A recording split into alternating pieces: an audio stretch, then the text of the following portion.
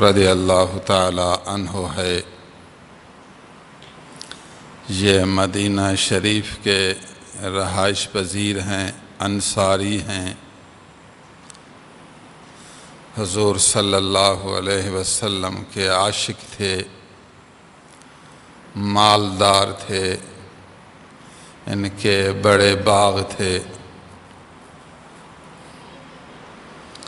اور سمجھدار تھے، تجربہ کار تھے، باوقار، سمجھدار، تجربہ کار، نیکوکار، نبی پر جان نثار، ایسی اچھی صفتیں رکھنے والے حضور صلی اللہ علیہ وسلم ان سے مشورہ کرتے تھے، چونکہ تجربہ رکھتے تھے اور مدینہ کے لوگوں کو جانتے تھے، مالدار بھی تھے، تجربہ کار بھی تھے۔ ان کی آواز بڑی اچھی ہوتی تھی، قرآن پڑھتے تھے بڑے اچھے لہجے میں اور اچھی آواز میں قرآن پڑھتے تھے، تو اس کا پڑھنا دلکش ہوتا تھا، دل کو کھینچتا تھا۔ اس کی آواز بہت دل فریب آواز تھی، دلکش آواز تھی، پسندیدہ آواز تھی۔ سبحان اللہ۔ ایک رات اپنے گھر میں قرآن مجید کی تلاوت کر رہے ہیں یہ صحابی اسید بن حضیر رضی اللہ تعالی عنہ، بخاری مسلم دونوں کتابوں میں حدیث ہے۔ اپنے گھر میں رات کو قرآن مجید کی تلاوت کر رہے ہیں، گھر کے اندر ہیں، باہر صحن ہے، صحن پر گھوڑا باندھا ہوا ہے۔ چونکہ ان کی آواز اچھی تھی تو بڑی محبت سے، اللہ کی محبت اور ادھر نبی سے اچھی نسبت، قرآن کی تلاوت، آواز کی خوبصورتی، بڑے مزے سے قرآن پڑھ رہے تھے، محبت سے، لحن و سر سے قرآن پڑھ رہے ہیں، قرآن مجید کی تلاوت کر رہے ہیں۔ حدیث میں ہے کہ اس ٹائم سورۃ بقرہ کی تلاوت کر رہے تھے۔ ضرورت نہیں کہ سورۃ بقرہ کی وجہ سے، قرآن کی تلاوت کی وجہ سے، قرآن جہاں سے بھی پڑھو، دل سے پڑھو، ترتیل ہو اور دل کی حالت جمیل ہو، یہ شرط ضروری ہے۔ جلدی جلدی قرآن پڑھے پھر اس کا اثر اتنا نہیں ہوتا۔ آرام سے، ترتیل منا آرام آرام سے، ٹھہر ٹھہر کر اچھی طرح پڑھو، اور دل کی حالت بھی تو اچھی ہو، محبت بھی ہو، کیفیت بھی ہو۔ قرآن پڑھتا رہا، آنکھوں سے آنسو بہتے رہے ہیں، یہ قرآن۔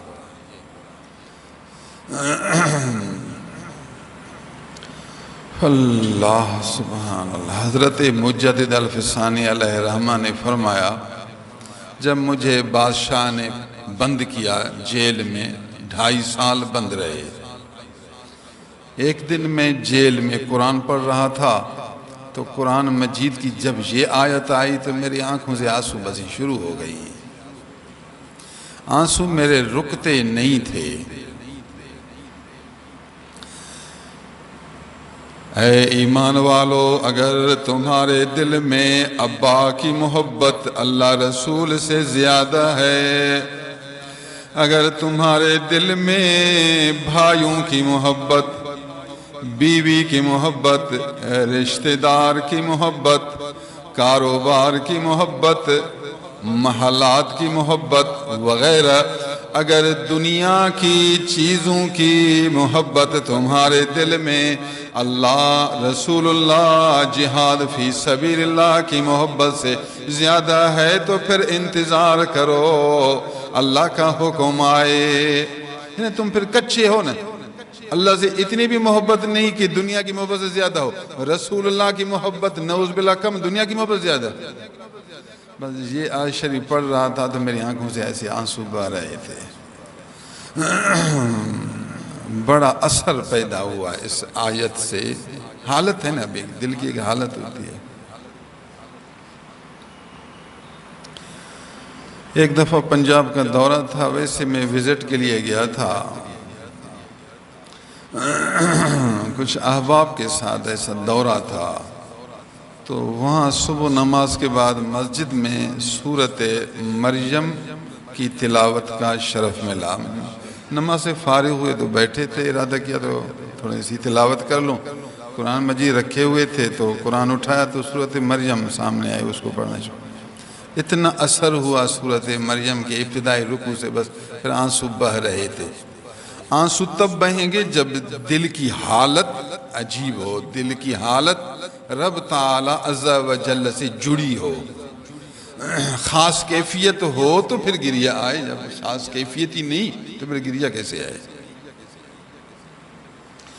بزرگان دین ارشاد فرماتے ہیں کپڑا پلید ہو تو پھر پانی سے اس کو دھوتے ہیں، جسم پر پلیدی ہو صابن لگا کر اس کو صاف کرتے ہیں، پھر تو نماز کے قابل ہوگا، پھر تو عبادت کے لائق ہوگا. جب پلید ہے تو کیسے عبادت؟ جب آپ کی آنکھیں پلید ہوں، آپ کا دل پلید ہو تو پھر دل کیسے دھویا جائے؟ آنکھیں کیسے صاف کی جائیں؟ آنکھوں میں نور کیسے آئے؟ دل میں سرور کیسے آئے؟ فرمایا آنکھوں کے دھونے کا طریقہ گریہ ہے، آنکھوں کے دھونے کا طریقہ آنسو بہانا ہے، آنکھوں کے دھونے کا وسیلہ آنکھوں سے قطرے بہانے ہیں. جتنا آنسو اترے گا قطرہ بہے گا، اتنا آنکھیں منور ہوں گی، آنکھیں روشن ہوں گی، آنکھیں پاکیزہ ہوں گی. یہ جو قطرے جب چہرے پر آتے ہیں، ظاہر میں تو چہرے پر بہ رہے ہیں، حقیقت میں یہ دل کو دھو رہے ہیں. یہ قطرے جب بہتے ہیں تو یہ قطرے آپ کے دل کو دھوتے ہیں. قطرہ آنکھوں سے بہے گا، سمجھو دل کو نور بنائے گا، دل کو دھوتا رہے گا، دل کو چمکاتا رہے گا. اکیلے بیٹھو نا، تنہائی میں بیٹھو، لوگوں کو دکھانے کے لیے نہیں، لوگوں کو دکھانے کے لیے نہیں، ریا نہ ہو، دکھاوا نہ ہو. اکیلے بیٹھ کر تو اور تیرا رب ہو. بخاری شریف کی ایک حدیث ہے، 7 آدمی قیامت کے دن محشر کے میدان میں، لوگ سب پریشان ہوں گے، غمگین ہوں گے، خوف کی عالم میں ہوں گے. یہ 7 قسم کے آدمی عرش کے سامنے اللہ کے حضور میں بیٹھیں گے. یہ رحمت میں ہوں گے، یہ سکونت میں ہوں گے، طمانینت میں ہوں گے. ان 7 میں سے ایک یہ ہے، ذکر اللہ خالیا ففاضت عینا، تنہائی میں اللہ کو یاد کر رہا ہے، یاد کرتے کرتے حالت پیدا ہو گئی، دل میں کیفیت پیدا ہو گئی، آنکھوں سے آنسو بہنے شروع ہوئے. فاضت مانا پلٹ گئی، فاضت عینا، اس کی دونوں آنکھوں سے آنسو ایسے پلٹ چکے. فیض مانا تیزی سے بہنا، اس کو پلٹنا. یہاں لفظ خالین ہے، ذکر اللہ خالین، خالیت مانا تنہا، اکیلا اکیلا. ذکر اللہ خالیا، اللہ کو یاد کیا جس بھی رنگ میں یاد ہو. قرآن پڑھنا بھی ذکر اللہ ہے، مراقبہ بھی ذکر اللہ ہے، بیٹھ کر تسبیح پڑھے توجہ سے یہ بھی ذکر اللہ ہے. جس بھی رنگ میں اللہ کو یاد کرے ذکر اللہ ہو. شرط یہ ہے کہ خالین، حالت یہ ہو کہ تنہا ہو، کہ خلوص ہو. خلوص کے بغیر پھر حالت پیدا نہیں ہوتی، خلوص تو ہو. پھر فرمایا ففاضت عینا، خالین کو ذکر کے فاعل کا حال بنایا کہ ذکر اس حالت میں ہو کہ تنہا ہو. ففاضت کو عطف کیا ذکر پر، کہ اس کو شرط بنا دی. یہ شرط ہے کہ آپ کی آنکھوں سے آنسو بہے، اتنا خالص ذکر ہو، یکسوئی والا ذکر ہو، اندر کی محبت والا ذکر ہو، کیفیت والا ذکر ہو کہ آنکھوں سے آنسو بہے. بس اگر آپ کے آنسوں سے آنسو بہے تو پھر آپ اللہ کے پیارے بن گئے. پیارے بن گئے تو پھر عرش کے نیچے بیٹھنے والے ہو گئے. مدار تو تیرا دل ہے. عرش کے نیچے وہ بیٹھتے ہیں جو دل والے ہوں، پاکیزہ دل والے ہوں، روشن باطن والے ہوں. باقی کھوٹوں کو یہاں نہیں بیٹھنے دیتے. کھوٹوں کی یہ جگہ نہیں ہے. سبحان اللہ، اللہ سبحان اللہ. دل بھی تو دھو، باطن بھی تو روشن کر. یہ آنکھوں سے آنسو بہانا دل کو روشن کرنے کا ایک ذریعہ ہے، ایک سبب ہے. یہ تنہا بیٹھ کر ذکر کر اور روتا رہا.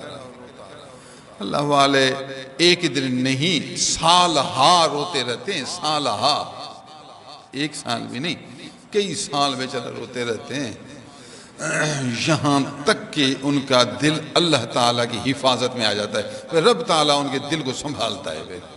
پھر ان کو چلانے والا بھی خود رب تعالیٰ ہوتا ہے. وَهُوَ يَتَوَلَّ الصَّالِحِينَ. اللہ تعالیٰ صالح بندوں کو سنبھالتا ہے. اس آیت کو کبھی سمجھا؟ وَهُوَ يَتَوَلَّى تَوَلَّى تَوَلِّيًا. تولا منا مکمل اس کا ذمہ اٹھانا، اس کو سنبھالنا، اس کے سارے کام ٹھیک کرنا. یہ ہے تولی. یتولا کمال ہے، چونکہ وہ بن گیا ولی. جب ولی بن گیا تو ہوگا یتولا. ہاں یہ ہے نا، ولی یتولا مادہ ایک ہی ہے. ولی کا مادہ بھی والام یہ ہے، یتولا کا مادہ بھی والام یہ ہے. صرف وہ نسبت کے لحاظ سے ترجمے میں فرق ہوتا ہے. یتولا مانا ایسی یاری، ایسی دوستی، ایسی مددگاری ہے، ایسا پیار جو اس کے سارے کاموں کو سنبھالے. یہ ہے یتولا. اور قرآن مجید نے اعلان دیا کہ میں اپنے پیارے بندوں کو سنبھالتا ہوں. اللہ نے فرمایا میں سنبھالتا ہوں. خوش نصیب ہیں وہ لوگ جن کو اللہ سنبھالے. لیکن تو یقین بھی تو کر نا، دل اس کو دے، پھر یقین بھی تو کر. جب یقین نہیں کرے گا تو آدھا راستے سے بھاگ جائے گا. آدھا راستے سے بھاگے گا تجھے کیسے وہ سنبھالیں گے؟ مر سکتا ہے لیکن واپس نہیں آتا. یہ ہے یقین. مر سکتا ہے واپس نہیں آتا. بس یاری ایسی. سبحان اللہ. میں آپ کو اچھی اچھی باتیں سناتا ہوں. مقام حدیبیہ میں حضور جب عمرے پر جا رہے تھے سن 6 ہجری میں، مقام حدیبیہ میں تقریباً 1450 صحابہ ہیں، عمرے پر جا رہے ہیں، حضور ساتھ ہیں. تو کافروں نے روکا، کہا کہ آپ کو عمرہ کرنا نہیں دیں گے، اس سال واپس جاؤ. بھئی ہم لڑنے نہیں آئے، جنگ کرنے کے لیے نہیں آئے. عمرہ دشمن کو بھی اجازت ہے. اللہ کے گھر میں آ کر عمرہ کر کے واپس جائیں گے، کیا بات ہے؟ یہ بے قانون بے اصول. کہتے نہیں، سب کو اجازت ہے، کوئی بھی ہو، لیکن آپ لوگوں کو اجازت نہیں، واپس جاؤ. بات چیت ہوتی رہی. عروہ بن مسعود ثقفی اس ٹائم مسلمان نہیں تھا، بعد میں پھر مسلمان ہوا. وہ قریش کا ایک بڑا آدمی تھا، بولنے والا آدمی تھا، ہوشیار آدمی تھا، ذہین آدمی تھا. وہ بھی آیا بات کرنے کے لیے تاکہ ابھی واپس جائیں، پھر کوئی نہ کوئی سلو کرتے ہیں. تو حضور کو وہ سمجھا رہا تھا. جب باتیں ہو رہی تھی صحابہ بڑے بڑے کھڑے تھے، وہ حضور کو سمجھا رہا تھا کہ آپ اپنی قوم پر اتنی سختی نہ کریں. ہم قریش آپ کے قوم ہیں، یا مکے والے ہم آپ کی تو قوم ہیں، ہم آپ کے رشتہ دار ہیں، آپ کی قوم میں ہیں. اپنی قوم پر اتنا سختی نہ کرو، اپنے قوم والوں کو اتنا دشمن نہ سمجھو، ان سے لڑائی بڑھاؤ نہیں. یہ جو آپ کے ارد گرد بیٹھے ہیں ان پر بھروسہ نہیں.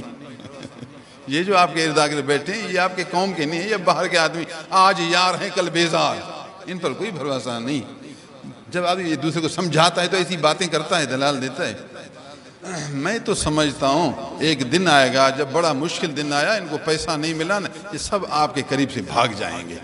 عروہ اب نبی کو کہہ رہا تھا، جب اس نے یہ لفظ کہا کہ ایک دن آئے گا یہ سب بھاگ جائیں گے، تو ابو بکر صدیق کھڑے ہو گئے۔ ابو بکر صدیق جیسا آدمی، انہوں نے کہا بکواس بند کر، تو سمجھتا ہے کہ ہم اس نبی کو چھوڑ کر بھاگ جائیں گے؟ جا تو لات کے شرمگاہ کو چاٹ، تو ان کے چاٹنے والا، تجھے کیا پتا ان صحابہ کی محبت کا، ان کی وفاداری کا، ان کی جان نثاری کا۔ ہم مر سکتے ہیں، جان کو لاکھ ٹکڑے ٹکڑے کر سکتے ہیں، مگر اس نبی کا در نہیں چھوڑ سکتے، اس سے بھاگ ہمنے والے ہم نہیں ہیں۔ تو کہتا ہے کہ ایک دن آئے گا ان کو پیسہ نہ ملے، ان پر سختی زیادہ آئے تو یہ سب بھاگ جائیں گے۔ تو اس غصے میں اس نے کتنا تیز جملہ اس کو کہا، امسس بے بذر اللات، بخاری شریف کے لفظ ہیں یہ عرب میں ایک گالی تھی۔ ابو بکر صدیق خاموش آدمی تھے، کبھی برا لفظ زبان سے نہیں نکالتے تھے، مگر اس جملہ سے ان کو اتنی بڑی تکلیف پہنچی کہ خاموش نہ رہے اور اس بکواس کرنے والے کو اس کے حال کے موافق جواب دیا۔ ضرورت کے وقت آپ کو بات کرنی پڑے گی، اور تیز جملہ آپ تب نکالیں گے جب سامنے والا ایک برا لہجہ اختیار کرے۔ جب ابو بکر نے گالی دی تو اصولاً قانون یہ ہے کہ دوسرا بھی غصے میں آتا ہے، یہ جو اس کو گالی دے، اور ابو بکر نے اس کو حق کہا، یہ جو بتوں کو تو چاٹتے تھے، ان کا کام تھا بتوں کو چاٹنا، ادھر سے چونا ادھر سے چاٹنا، تو جب بتوں کو چاٹتے ہیں تو ابو بکر تو کہے گا جا لات اپنے بت کو تو چاٹ۔ شرمگاہ کا نام لینا یہ اس کے لیے ایک مذمت تھی، اس کے لیے ایک بڑی شرمندگی کی بات تھی۔ تو وہ ابو بکر کو دیکھنے لگا، چونکہ ابو بکر صدیق زرہ میں تھے، خطرہ تو تھا لڑائی کا، پہچان نہیں سکا کہ یہ کون ہے۔ پوچھا لوگوں سے کہ یہ کون ہے، لوگوں نے کہا ابو بکر ہے۔ کہتا ابو بکر کے مجھ پر بڑے احسانات ہیں، اس کو میں جواب نہیں دے سکتا، اگر کوئی اور ہوتا تو پتہ چلتا کہ میں کیا اس کو جواب دیتا ہوں۔ اتنا کافر ہو کر بھی اپنے محسن کا، دنوی محسن، زمانے کے لحاظ سے محسن، ایک دن یہ جیل میں چلا گیا تھا، قید ہوا تھا۔ یہ ابو بکر صدیق بڑے مہربان، پیسے والے، باعزت آدمی تھے، اس کو اس پریشانی سے چھڑایا تھا۔ تو اس کو وہ بات یاد آئی کہ ابو بکر کے مجھ پر احسان ہے، چونکہ میرا محسن ہے تو یہ میرے ابو کی جگہ پر ہے، اس نے مجھے اگر گالی دی ہے تو مجھے حق نہیں کہ اس کو گالی دوں۔ لیکن اس کو اور ڈر بھی تھا، اگر کچھ بولوں گا تو یہ مجھے ماریں گے، لیکن اس وقت اس نے یہی جواب دیا کہ ابو بکر ہے اس لیے میں کچھ بول نہیں سکتا، اگر کوئی اور ہوتا تو میں جواب دیتا۔ آپ کو یہ سمجھانا چاہتا ہوں کہ حضرت ابو بکر صدیق رضی اللہ تعالیٰ عنہ کو عروہ بن مسعود کے اس جملے سے کہ ایک دن آئے گا یہ سب چھوڑ کر آپ کو بھاگ جائیں گے، کتنا دکھ پہنچا، کتنی بڑی تکلیف پہنچی۔ ان کے اندر محبت تھی، اندرونی کیفیت تھی کہ یہ کام بالکل نہیں ہو سکے گا، تو نے جو لفظ کہا کہ یہ بھاگ جائیں گے، یہ لفظ بالکل غلط ہے۔ ایسی محبت پیدا کر، ایسا یقین پیدا کر، پھر اللہ تیرے کام سارے سنبھالے گا۔ اس کو یقین کہتے ہیں، اس کو کہتے ہیں یقین۔ ہمیں یقین جو نہیں ہوتا تو پھر یتولا نہیں ہوتا۔ یتولا کا تعلق یقین سے ہے، یقین ہوگا۔ اللہ والوں کو چونکہ یقین ہوتا ہے اس یار سے یاری میں پکے ہوتے ہیں، جان جائے تو جائے، رحمہ نہ جائے، یقین پکا، پھر وہاں سے تولیت ہوتی ہے۔ یہی فرق ہے۔ صحیح، میں بہت دعائیں کرتا ہوں، میں نے بڑے وظیفے کیے، بہت دعائیں کی، دعا تو قبول ہوتی نہیں۔ اللہ کا بندہ، آپ کے اندر گندرف نہیں تو پھر گولی کہاں سے اثر کرے؟ گندرف ہو تو گولی اثر کرے، گندرف جو نہیں، گولی کو چلانے والی چیز اندر میں گندرف ہے، گندھک ایک مادہ ہے، بہت گرم ہے، جب اس کو دھماکہ لگے تو پھر اس سے آگ نکلتی ہے، پھر وہ آگ سامنے والی ہر چیز کو اڑا دیتی ہے۔ تو گندھک تیرے اندر ہونی چاہیے نا، یہ یقین تیری گندھک ہے۔ یہ یقین نہیں، یقین اعتماد، بھروسہ، اصطلاح تصور میں کہیں گے عقیدہ، یہ تیرا عقیدہ، اعتقاد، پکا اعتقاد، یہ تیری گندھک ہے۔ جب تیرے اندر گندھک ہوگی تو پھر تیرے اندر آگ ہوگی، جب آگ ہوگی تو پھر مشن چلے گی، جب آگ نہیں تو مشن کہاں سے جلے گی؟ عوام خواص کا فرق یہی ہے کہ عوام میں گندھک نہیں، خواص میں گندھک ہے۔ عوام میں یقین کامل نہیں، خواص میں یقین کامل ہے۔ عوام کے اندر والی حالت درست نہیں، خواص کے اندر والی حالت درست ہوتی ہے۔ حکم سارا، نتیجہ سارا، ثمرہ سارا اندر سے ہی ہے۔ باہر تو وہ بھی گولی وہ بھی گولی، دونوں گولی ہیں۔ ایک گولی کلومیٹر تک جاتی ہے اور دوسری گولی 10 کلومیٹر تک اور 1000 کلومیٹر تک گولی جاتی ہے، اندر کی وجہ سے۔ اندر میں فرق ہے، اس لیے مسافت مار میں فرق ہے۔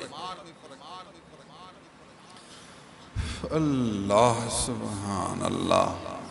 یہ اندر بنتا ہے نفس مارنے سے۔ جتنا نفس مرتا ہے دل زندہ ہوتا ہے، اتنا دل بنتا ہے۔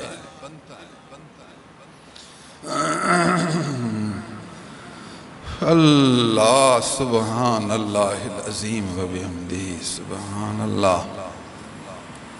حضرت اسید بن حضیر رضی اللہ تعالیٰ عنہ روایت کرتے ہیں، میں قرآن مجید پڑھ رہا تھا، گھر کے اندر باہر گھوڑا باندھا ہوا تھا، گھوڑے نے بدکنا شروع کیا، پاؤں اٹھا کر مارنا شروع کیا۔ میرا بیٹا یحییٰ قریب لیٹا ہوا تھا، مجھے فکر پیدا ہوئی ایسا نہ ہو کہ گھوڑا میرے بچے کو پاؤں مارے، کیونکہ عجیب طریقے سے گھوڑا پاؤں مار رہا تھا اور باندھا ہوا تھا۔ اس فکر کی وجہ سے کہ بچے کا نقصان ہو، میں نے قرآن مجید بند کیا، خاموش ہوا۔ تو جب خاموش ہوا تو گھوڑے نے بھی سکوت اختیار کیا، بدکنا بند کیا۔ مجھے محبت ہی پھر پڑھنا شروع کیا۔ جب دوبارہ پڑھنا شروع کیا تو پھر گھوڑے نے پاؤں مارنا شروع کیا۔ پریشانی ہو گئی، کیا بات ہے؟ جب میں نے پڑھنا بند کیا، اٹھنا شروع کیا تو گھوڑے نے چپ کیا۔ پھر مجھے آرام نہیں آیا، پھر میں نے پڑھنا شروع کیا، اب چپ کیا ہے۔ تیسری بار پھر اس نے بدکنا شروع کیا۔ سمجھا کوئی بات ہے، مجھے فکر تھی بچے کی۔ اسباب دنیوی کا خیال رکھنا لازم ہے۔ اب دیکھا قرآن پڑھ رہا ہے اور بچے کی وجہ سے بند کیا پڑھنا۔ ہاں، جب ضرورت پڑے، آپ کے دنیا کا نقصان ہو رہا ہے، اپنے مال کی حفاظت ضروری ہے، اولاد کی حفاظت ضروری ہے، گھر بچوں کی حفاظت ضروری ہے، آپ ہی حفاظت کریں گے، اللہ کا حکم ہے تجھے۔ اگرچہ آپ قرآن پڑھ رہے ہیں، نماز کے اندر ہے، کوئی حادثہ ہو، نماز توڑو، حادثے کو حل کرو۔ دیکھیے نماز خدا کی ہے، آپ کہیں گے اللہ کے سامنے ہوں پھر کیوں نماز توڑوں؟ خدا نے تجھے حکم فرمایا، یہ عبادت جاری رہے گی۔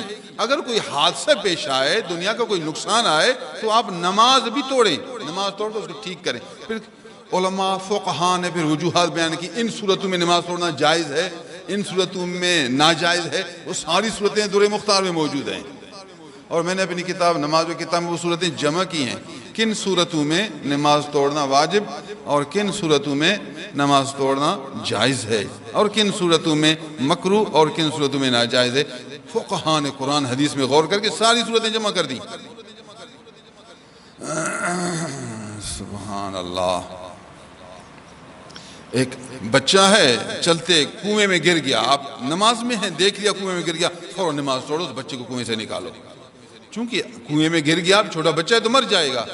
آپ اگر نماز پوری کریں گے، ہو سکتا ہے اس کو نقصان ہو، آپ نے دیکھ بھی لیا، فوراً نماز توڑیں، جلدی جائیں، جو آپ کے اندر توفیق ہے، بچے کو کنویں سے باہر نکالیں، بچہ محفوظ ہو جائے گا، پھر دوبارہ نماز پڑھو۔ یہ شرعی حکم ہے، اس صورت میں نماز پڑھنا آپ کے لیے واجب ہے۔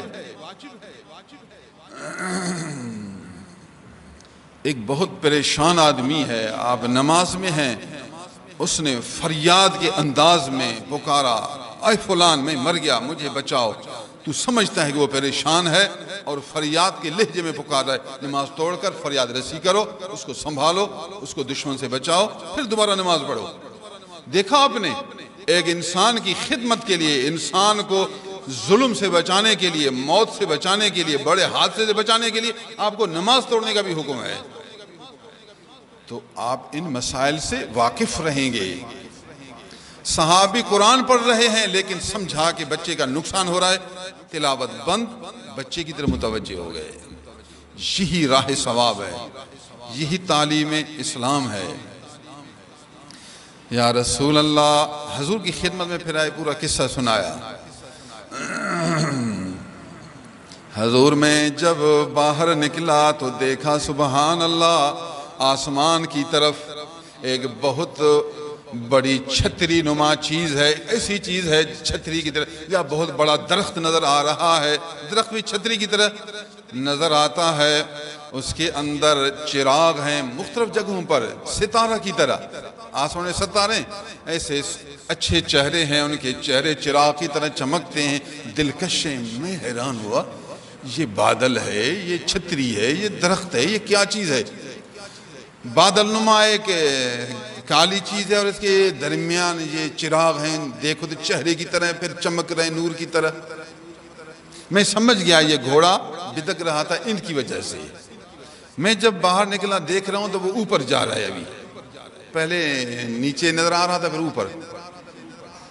سبحان اللہ، پتہ نہیں کیا چیز ہے، یہ ہے تو قدرتی چیز، ہے تو روحانی چیز، لیکن حقیقت کا اللہ کو پتہ ہے، حضور کو پتہ۔ حضور نے فرمایا اقرأ یا ابن حذیر، اقرأ یا ابن حذیر، قرآن بہت پڑھو، قرآن بہت پڑھو، یہ قرآن کی برکت ہے، قرآن کی برکت۔ ماشاءاللہ آپ دل سے قرآن پڑھ رہے تھے، حضور قلب سے قرآن پڑھ رہے تھے، عشق رسول سے بھرپور ہو کر قرآن مجید کی تلاوت کر رہے تھے، اللہ عز و جل پر کامل یقین رکھ کر قرآن پڑھ رہے تھے۔ آپ کی آواز ماشاءاللہ، آپ کی حسن تلاوت سبحان اللہ، اتنا کہ فرشتے اتر آئے، یہ فرشتے آپ کی تلاوت کا مزہ لے رہے تھے۔ ابن حذیر یہ فرشتے تھے، یہ خاص قسم کے فرشتے ہیں، جہاں قرآن بہترین طریقے سے پڑھا جائے تو فرشتے یہ اترتے ہیں، وہ بھی قرآن مجید سنتے ہیں۔ حضور میرا وہ بچے کی پریشانی تھی، ورنہ میں قرآن پڑھنا نہ چھوڑتا، میں قرآن پڑھتا۔ حضور نے فرمایا پڑھو قرآن پڑھو۔ آپ اس کو ترغیب دے رہے تھے کہ قرآن پڑھ، قرآن کی یہ برکت ہے، قرآن کی برکت ہے۔ پھر صاحب حضور وہ بچے کی مجھے فکر میں کہا اس کو گھوڑا لتاڑے نہیں، اس لیے میں اٹھا، ورنہ میرا دل چاہتا تھا قرآن پڑھوں، مجھے بھی قرآن پڑھنے میں مزہ آتا۔ ابن حذیر سنو، وہ فرشتے تھے، آسمان سے اتر کر آئے تھے، پوری ان کی جماعت تھی، پھر یہ چھتری کی طرح نظر آ رہے تھے۔ یہ قرآن کی کرامت ہے، قرآن کی برکت ہے، جتنا قرآن پڑھو گے، دل سے پڑھو گے، یقین سے پڑھو گے، ترتیل سے پڑھو گے، اتنا رب کی رحمت نازل ہوگی۔ یہ حدیث مبارک مشکات فضائل قرآن میں بھی موجود ہے، متفق علیہ ہے، بخاری مسلم کی حدیث ہے۔ اس حدیث مبارک سے معلوم ہوا کہ قرآن مجید اللہ کی سچی کتاب ہے۔ اب دیکھا قرآن مجید کے حق ہونے کی دلیل، فرشتے اوپر سے اتر آئے اور صحابی نے اپنے آنکھوں سے فرشتوں کو دیکھا، آنکھوں سے دیکھا، اور صحابی بھی ماشاءاللہ عاشق صحابی ہیں، سمجھدار، تجربے کار، دنیا دار، مالدار، مخلص جانثار صحابی ہیں۔ اس صحابی کی اپنی روایت ہے، صحیح سند کے ساتھ موجود ہے، معلوم ہوا یہ قرآن مجید اللہ کی سچی کتاب ہے۔ میں آپ کو دعوت دیتا ہوں اس قرآن مجید سے آپ صحیح نسبت قائم کریں، اس قرآن کو پڑھیں، جتنا اللہ آپ کو توفیق دے قرآن کو یاد کریں، پھر اس کا مطلب سمجھیں، قرآن میں کیا ہے، قرآن کا آپ مطلب سمجھتے رہیں گے، پھر قرآن پر عمل کرتے رہیں گے، پھر دوسروں کو پڑھاتے رہیں گے، ناظرہ پڑھائیں، حفظ پڑھائیں، ترجمہ پڑھائیں، یہ بڑی غنیمت ہے۔ سب سے اچھا آدمی وہ ہے جو قرآن سیکھے اور قرآن سکھاتا رہے۔ یہاں امام دین کو بھی کئی بار کہا، یہاں امام دین اپنے علم کو بڑھائیں، اگر آپ کا علم زیادہ ہوگا تو علم قوت ہے، یہ علم سہارا ہے، اس علم سے پھر آپ کو یقین زیادہ ہوگا۔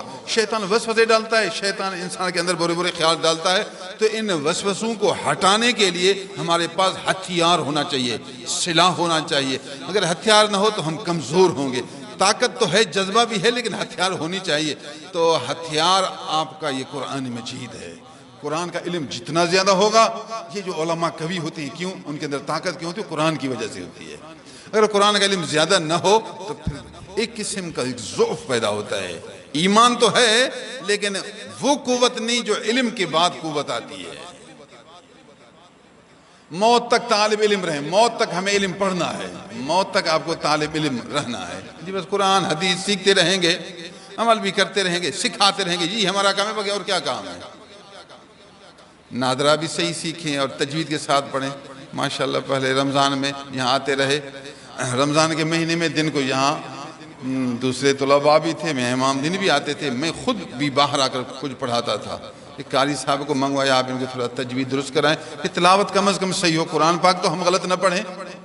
تو دل خوش تھا اور دل چاہتا تھا، دل اس بات کو پسند کرتا تھا کہ میں خود بھی باہر نکل کر ان کو پڑھاتا تھا۔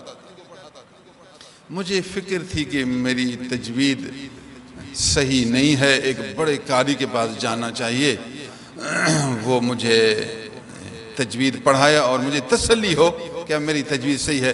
یہ بھی ایک فن ہے، یوں سمجھے فن پر مہارت ہونی چاہیے۔ مجھے پتہ چلا کہ قاری خان محمد جو پیر مٹھا کے سب خلیفوں کے استاد ہیں، خلفاء کے استاد ہیں، وہ حیات ہیں۔ میرے والد صاحب ان کے قصے بیان کرتے تھے، میں سمجھتا تھا شاید وہ پرانے آدمی فوت ہو گئے ہوں گے، لیکن مجھے پتہ چلا کہ نہیں، وہ اب تک زندہ ہیں۔ تو میں نے والد صاحب کی خدمت میں گزارش کی، حضور وہ حیات ہیں، نصیر آباد میں ہیں، مجھے اجازت دو، میں ان کے پاس جاؤں گا اور قرات پڑھوں گا۔ حضور نے فرمایا ٹھیک ہے جاؤ، ان کے پاس جاؤ، اور بہت اچھے قاری ہیں، آپ ان کے پاس پڑھو۔ حضور اکثر اس کی تعریف کرتے تھے کہ وہ یوں پڑھاتے تھے، یوں محنت کرتے تھے، تو مجھے غائبانہ بھی ان سے محبت تھی۔ اب تو بڑی خوشی ہوئی، اجازت لی، درگاہ مسکین پور شریف سلسلہ شداد کوٹ سے میں نصیر آباد پہنچ گیا۔ 3-4 اور بھی دوست ہمارے ساتھ تھے۔ پھر وہاں پورا دن وہ استاد فارغ تھا، صبح ظہر کے بعد مغرب کے بعد، چونکہ عمر رسیدہ تھے، ان کی ہم سے محبت تھی، تو بس سبق ہی سبق تھا۔ 1 مہینہ میں نے پڑھا، لیکن اللہ کی شان اس وقت مجھے ایک کتاب بھی ہاتھ میں آئی، وہ کتاب کو میں مطالعہ خود کرتا تھا۔ ایک کتاب اگر ایک جامع کتاب ہو، روزانہ اس کو بھی مطالعہ کرتا تھا، استاد مشق کرواتے تھے، چونکہ تجربہ کار تھے، تھوڑے وقت میں بچے کو ٹھیک کرنا، یہ علم مشق والا ہے، صرف کتابوں سے علم نہیں ملتا، صرف کتابوں سے نہیں، کتاب کے ساتھ استاد کی بھی ضرورت ہے جو مشق کرائے۔ الحمدللہ 1 مہینے میں میرا ذہن کھل گیا، چونکہ عالم تھا، یہ بھی دستار بندی کے بعد کی بات ہے، میں دستار بندی ہوا تھا، عالم فارغ التحصیل ہوا تھا، اس کے بعد ان کے پاس گیا تھا۔ چونکہ عالم تھا تو پہلے بھی علم تھا، پھر اس ٹائم وہ خاص فن کی کتاب کا مطالعہ کرتا تھا۔ 1 مہینے میں ذہن کھل گیا، میں استاد بن گیا، تجوید کا استاد بن گیا۔ یعنی اب آئندہ ہم خود محنت کریں گے، بڑھتے رہیں گے، یہ ختم تو نہیں ہوگا، لیکن سلیقہ تو آ گیا، طریقہ تو آ گیا، اب صرف بغیر استاد کے بھی ہم آگے بڑھ سکتے ہیں۔ تو مجھے شوق تھا اس فن میں، کچھ کمی تھی، تو اللہ نے مجھے توفیق دی، اس فن کے لیے گھر سے نکلا، فارغ التحصیل ہونے کے بعد پھر بھی 1 مہینہ لگایا، سفر میں گزارا، 1 مہینہ پڑھ کر پھر گھر واپس آیا۔ تو یہ ہے شوق، جس چیز کی آپ کے اندر کمی ہے وہ کمی اپنی پوری کرنا، تاکہ آپ کو تسلی ہو جائے۔ الحمدللہ تسلی ہو گئی، اب ہم دوسروں کو صحیح پڑھا سکتے ہیں۔ تو میں بھی آپ کو دعوت دیتا ہوں کہ سب سے پہلے قرآن کو صحیح پڑھنا ہے، اس کے بعد کچھ صورتیں یاد کرنی ہے، پھر کچھ ترجمہ بھی یاد کرو، کچھ نہ کچھ کوئی عالم دین اس کا مجھے ترجمہ پڑھاؤ، کچھ ترجمہ آئے گا تو کافی آپ کا ذہن کھلے گا۔ نماز میں جو آپ پڑھ رہے ہیں تو پتہ تو چلے گا ہم کیا پڑھ رہے ہیں۔ انشاءاللہ اس قرآن کی محبت سے آپ جنتی بن جائیں گے، اللہ والے بن جائیں گے۔ قرآن سے نسبت، تلاوت، قرآن کی خدمت آپ کے لیے ہے ولایت۔ اللہ سبحان اللہ۔ دوسرا فائدہ اس حدیث سے یہ معلوم ہوا کہ اللہ والوں کی کرامت حق ہے، جو اللہ کے پیارے دوست بنتے ہیں، اللہ ان کو عقل کے خلاف ایک نعمت عنایت فرماتا ہے، ایک بزرگی دے دیتا ہے، عادت کے خلاف ایک دولت عطا فرماتا ہے۔ عادت کے خلاف دولت کا ملنا اس کو کرامت کہتے ہیں۔ اب دیکھیے کہ فرشتوں کا اترنا، پھر فرشتوں کو آنکھوں سے دیکھنا، یہ عادت کے خلاف ہے، عام آدمی نہیں دیکھتے۔ ایک اللہ کے نیک بندے نے جو نبی سے محبت کرتے ہیں، قرآن سے محبت کرتے ہیں اور رات کے وقت میں دل سے تلاوت کرتے ہیں، تو اللہ نے ان کو کرامت بخشی۔ گھوڑا بدکے، یہ ایک سبب بھی ہے کہ انہوں نے فرشتوں کو دیکھا، ضرور بدکیں گے، ایک وجہ تو وہ سبب ہے، نمبر دو تاکہ گھر والا بھی دیکھے، باہر نکل آئے تاکہ فرشتوں کو دیکھے، کوئی سبب بنے تاکہ وہ اللہ والا باہر نکل آئے۔ سوال، کیا جانور بھی فرشتہ دیکھتے ہیں؟ ایک آدمی آپ سے پوچھ سکتا ہے جی انسان اگر فرشتہ دیکھے، یہ تو ولایت ہے، اس کی کرامت ہے، انسان اور فرشتے کو دیکھے آنکھوں سے، یہ تو کرامت ہے، لیکن گھوڑا فرشتے کو دیکھے، گدھا فرشتے کو دیکھے، کوئی جانور، انسان نہ ہو جانور ہو اور جانور فرشتے کو دیکھے، اگر اللہ چاہے تو جانور بھی فرشتہ دیکھتے ہیں، یہ بھی جائز ہے۔ دلیل یہ حدیث مبارک ہے، گھوڑے نے فرشتہ دیکھا، اب گھوڑا تو جانور ہے، اگر ناجائز ہوتا، محال ہوتا، ناممکن ہوتا، یعنی ایسے نہیں ہو سکتا تو پھر گھوڑا نہ دیکھتا۔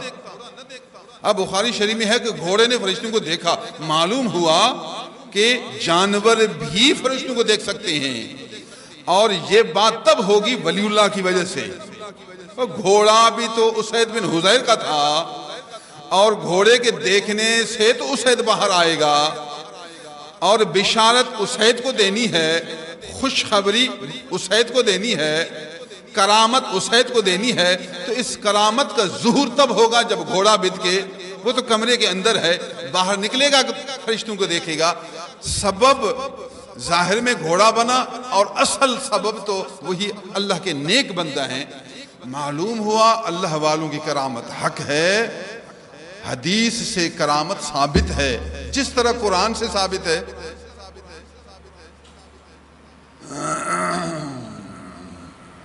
سبحان اللہ۔ ہمارے بزرگان دین فرماتے تھے ایک ولی اللہ تھے، صاحب دل، صاحب کشف تھے۔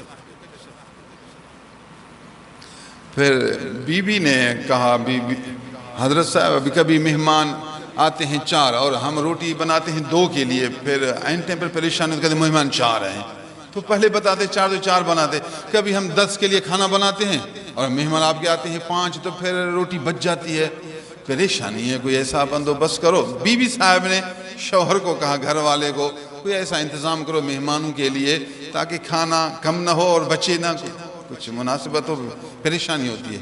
حضور نے فرمایا، بی بی آپ نے بہت اچھا کہا، اب کیا کر رہے ہیں اس کام کے لیے؟ دل کی طرف توجہ اللہ سے، اب کبھی کھانا بچتا ہے یہ بھی نقصان، بڑھتا ہے یہ بھی نقصان۔ میری ایک عرض ہے، یہ ہماری بلی نہیں، اس بلی کو تو سمجھا دے، آج اتنے مہمان آنے ہیں، یہ بلی گھر میں آ کر کرے میاؤں میاؤں میاؤں، جتنی میاؤں کرے اتنے آدمی آئیں گے۔ بیوی کو کہا، آئندہ یہ ہماری بلی نہیں، یہ بلی آپ کے لیے رہبر ہے، یہ لانگری ہے، یہ بلی آپ کی لانگری ہے۔ او بلی، آج جتنے مہمان آنے ہیں لنگر میں آؤ، پھر اتنی میاؤں میاؤں کرو، اگر 10 دفعہ میاؤں کرے سمجھو 10 مہمان ہیں، 7 دفعہ میاؤں کرے سمجھو 7 مہمان ہیں۔ بیوی نے کہا، مہربانی آپ کی، ایسا ہو تو پریشانی نہ ہو۔ اور بلی کا کمال دیکھو، مہمان پہنچے نہیں، مہمان تو شام آئیں گے، اور بلی روٹی پکاتے وقت آگے گھر میں کہتے میاؤں میاؤں۔ سبحان اللہ، یہ اللہ والے کی کرامت ہے، اللہ والے کی وجہ سے بلی کو کشف ہوا اور بلی نے مہمانوں کو پہچانا۔ یہ قصہ ہم سنتے تھے اور کتابوں میں بھی ہے، اور ہمارے مشائخ بھی سناتے تھے۔ عام مولوی ہو یا عام آدمی کے کمال ہے، جھوٹ پر جھوٹ، بس ایسے جھوٹ باندھتے ہیں، بس یہ بزرگوں کے پاس جاؤ تو بس جھوٹے قصے بہت بناتے ہیں۔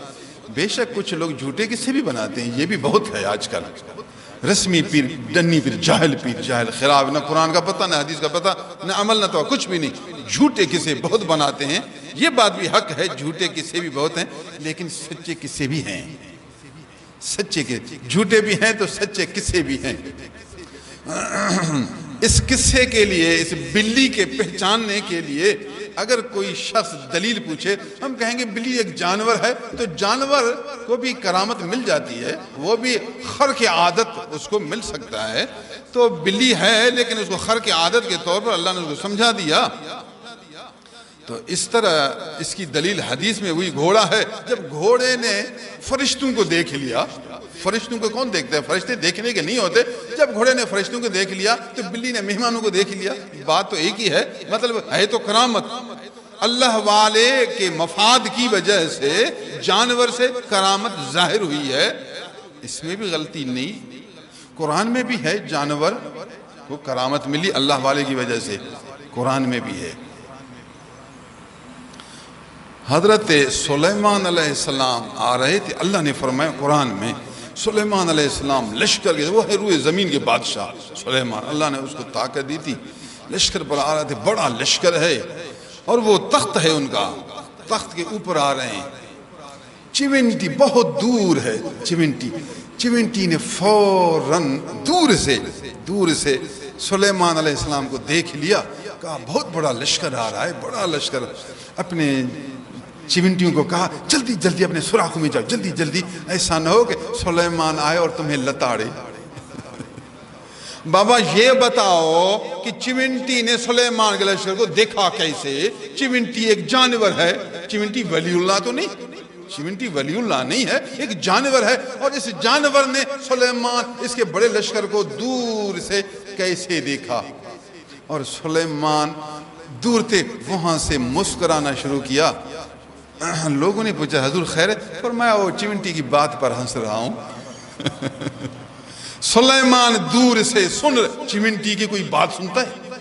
چیونٹی کی کوئی بات سنتا ہے؟ اب چیونٹی بیچاری چھوٹا سا جانور اگر بات کرے تو اس کا جو لشکر اس کو سمجھے اور سنے، باقی سلیمان علیہ السلام کئی میل دور وہاں چیونٹی کی آواز کیسے سنے؟ سلیمان کا سننا ان کا معجزہ ہے، چیونٹی کا دیکھنا ان کی کرامت ہے، وجہ سلیمان ہے، تاکہ پتہ چلے سلیمان کو، سلیمان اللہ نے ایسی مخلوق بھی بنائی ہے، اور سلیمان کو دکھایا تاکہ تجھے پتہ چلے اللہ نے تجھے اتنا بڑا مقام دیا ہے کہ تو چیونٹی کی آواز بھی سنتا ہے۔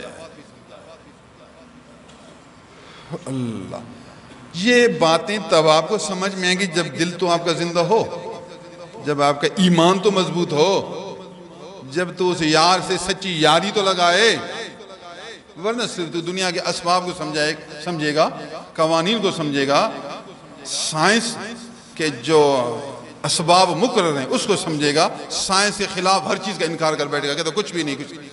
بے شک اللہ نے پوری دنیا اسباب میں رکھی ہے، سائنس حق ہے، تجربہ حق ہے، ٹھنڈا پانی ٹھنڈا ہے، گرم پانی گرم ہے، کچھ پتھر ٹھنڈے ہیں، کچھ پتھر گرم ہیں، فلاں علاقہ میں یہ اثر ہوگا، فلاں پتھر میں یہ اثر ہوگا، بالکل حق ہے۔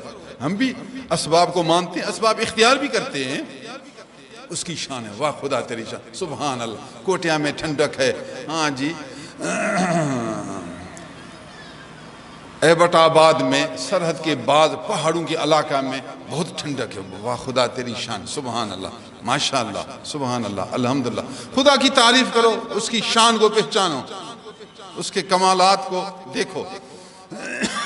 اسباب حق، اسباب اختیار کرنا حق، مگر خدا کی قدرت حق، اللہ کی نعمت حق، کرامت حق، معجزہ حق، قرآن کی حقانیت حق، جیسا کہ قیامت حق، جنت حق، یہ سب حق ہیں۔ تو ہمارا ایمان ہے ان چیزوں پر، اور اللہ تعالیٰ ان لوگوں کو اپنے خزانے سے خود کھلاتا ہے۔ اللہ سبحان اللہ العظیم و بحمدہ، اس کی دلیل وہی انا عند ظن عبدی بی، رواہ البخاری، انا عند ظن عبدی بی، میرا بندہ جیسا عقیدہ مجھ سے رکھے گا، اللہ فرماتے ہیں حدیث قدسی، جو یقین میرا بندہ مجھ سے رکھے گا میں اس سے اس کے موافق معاملہ کروں گا۔ اب اس درجے کا یقین بھی ہر شخص کا کام تو نہیں۔ اللہ سبحان اللہ العظیم و بحمدہ، سبحان اللہ۔ معلوم ہوا جو عجیب واقعہ ہو، عجیب کرامت ہو، خدا کی قدرت ہو، یہ واقعہ اپنے آقا کو بتائیں، استاد کو بتائیں، اپنے شیخ کو بتائیں، اپنے پیر کو بتائیں، حضور میں نے یہ واقعہ دیکھا، یہ کرامت دیکھی، یہ عجیب حالت دیکھی، قصہ سناؤ، بزرگ اس کا مطلب بھی آپ کو سمجھائیں گے۔ عالم جو ہوئے، عارف ہوئے۔ میں اپنے پیر کی کرامت سناتا ہوں۔ ایک آدمی اپنا قصہ سنائے خواب کا، وہ بات کرتا جائے نا، مجھے اس کی تعبیر خود بخود سمجھ آتی جائے گی۔ جس نے خواب دیکھا وہ خود بات کرے، دوسرے کے بولنے میں تھوڑا فرق ہوتا ہے۔ جس نے خواب دیکھا وہ اپنا خواب سنائے، میں نے یوں دیکھا، یوں ہوا، وہ بات کرتا جائے گا نا، پورا نقشہ میرے سامنے آتا جائے گا۔ یہ قرآن حدیث کی علم کی برکت ہے، اللہ کی رحمت ہے، میرے پیر کی کرامت ہے۔ میں خود بھی حیران ہوتا ہوں کہ یہ نقشہ کہاں کا فوراً میرے ذہن میں آیا۔ بس وہ بات کرے گا، صرف ہم توجہ ادھر کریں، اس کو سنیں، توجہ کریں، بس بات کرے گا، اندر میں سارا کھلتا رہے گا۔ یہ خواب بھی میرے رب کے موجود ہونے کی دلیل ہے، یہ خواب نہیں، یہ خوابوں کا آنا یہ میرے رب کے وجود کی دلیل ہے، میرے نبی کے نبوت رسالت کے حق ہونے کی دلیل ہے۔ یہ اللہ نے خواب ایک بنایا۔ سبحان اللہ۔ ایک دفعہ مجھے ایک چیز کا دکھ پیدا ہوا، بشری تقاضا کے موافق مجھے دکھ ہوا، بس دکھ آیا، وہ آرام کرنے کا وقت تھا، نیند میں ایسا خواب دیکھا، اٹھا، پورا دکھ بالکل ختم ہوا، ایک بال کی چوٹی کے برابر بھی غم نہیں رہا۔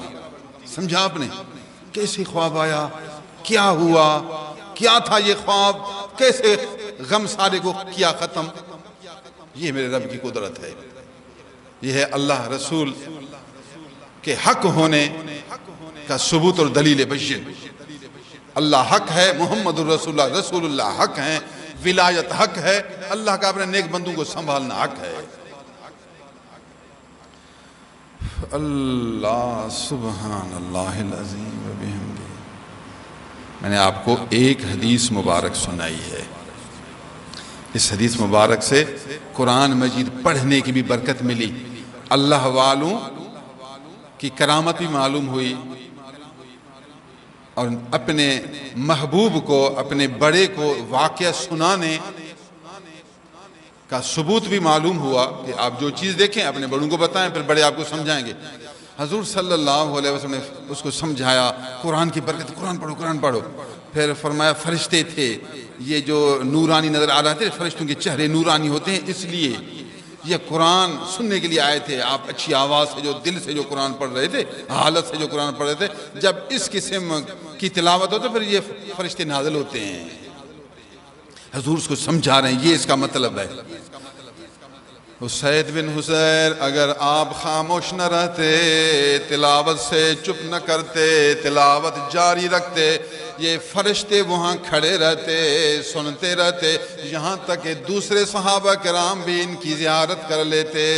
یہ ایسے فرشتے تھے، اگر آپ وہاں کھڑے ہوتے، تلاوت جاری رکھتے، چپ نہ کرتے، تو فرشتے بھی کھڑے رہتے، دوسرے لوگ بھی ان کی زیارت کر لیتے۔ سبحان اللہ۔ حدیث نمبر 2، ترمذی شریف میں حدیث موجود ہے، حضرت ابن عباس رضی اللہ تعالی عنہما راوی ہیں، فرماتے ہیں ایک آدمی حضور کی خدمت میں حاضر ہوا، عرض کیا یا رسول اللہ میرا قصہ سنیں، واقعہ سنیں۔ میں سفر میں تھا، خیمہ وہاں لگا دیا، خیمہ کپڑے کا بنا ہوا ایک گھر ہوتا ہے، یہ عام بکریاں چرانے والے جو جنگل میں بکریاں چراتے ہیں، پھر وہ خیمہ لگاتے ہیں، چمڑے کا بھی بناتے ہیں، کپڑے کا بھی۔ میں نے زمین پر خیمہ لگایا، رات کے وقت عجیب حالت ہوئی، میں قرآن کی تلاوت سن رہا ہوں، ایک آدمی ہے جو پڑھ رہا ہے، تبارک الذی بیدہ الملک وہو علی کل شیء قدیر الذی خلق الموت والحیات لیبلوکم ایکم احسن عملا۔ یہ سورۃ ملک تبارک الذی یہ پڑھ رہا ہے، میں حیران ہوا یہ آواز کہاں سے آ رہی ہے؟ ادھر دیکھا آدمی تو نظر نہیں، خیمہ کے باہر دیکھا آدمی نظر نہیں، اور آواز آ رہی ہے۔ پھر غور کیا کہ زمین کے اندر سے آواز آ رہی ہے، یہ آواز ایک آدمی ہے، انسان ہے، یہ قرآن سورۃ ملک پڑھ رہا ہے، صحابی تھا، اس کو پتا تھا یہ سورۃ ملک ہے، زمین کے اندر سے آواز آ رہی ہے۔ میں حیران ہوا، کمال ہے، انسان ہے، زمین کے اندر ہے اور قرآن پڑھ رہا ہے۔ صحابی روایت کرتے ہیں کہ وہ آدمی آیا اور حضور کو قصہ سنایا، حضور میں نے یہ واقعہ دیکھا۔ حضور صلی اللہ علیہ وسلم جب یہ واقعہ سنا، انکار نہیں کیا، بہت خوشی، سبحان اللہ، یہ سورۃ ملک نہیں، سورۃ ملک ہی المانع ہی المنجیہ ہی المانع ہی المنجیہ، یہ سورۃ پڑھو، قرآن پڑھو۔